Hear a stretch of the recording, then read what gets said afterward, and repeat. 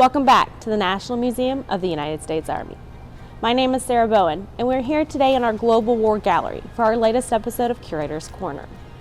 The small pocket Bible you see behind me has a unique and important story to tell about one of the most famed events of the Pacific theater of World War II. Melvin Nesteby was born on July 16, 1920 in Minnesota, the fifth of 10 children.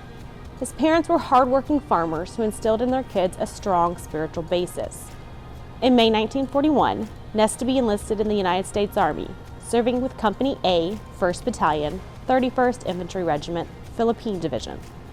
When Bataan finally fell to the Japanese and his unit was forced to surrender in April 1942, Private Nesteby had been in the Army for less than a year.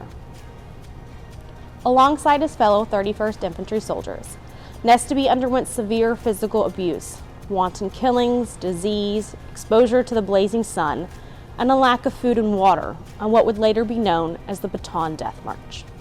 Many who survived the march itself would later die of starvation and disease. Nesteby would go on to spend the next 3.5 years as a prisoner of war, spending time in 4 different Japanese prison camps and suffering untold abuse. Carried by Nesteby throughout these events, this little pocket Bible was confiscated by the Japanese and stamped with their censor's mark.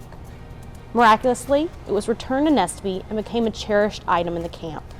Soldiers, and not just Private Nesteby, would often mark special passages. "That's what carried me through for nearly 5 years," he would say in a 2005 interview with the Library of Congress.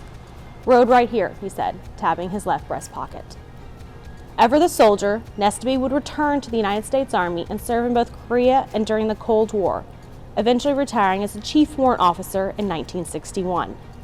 He would pass away in 2009 at the age of 88 and was buried in Arlington National Cemetery alongside his wife, Catherine. Thank you again for joining me for this episode of Curator's Corner, and we look forward to seeing you again next time.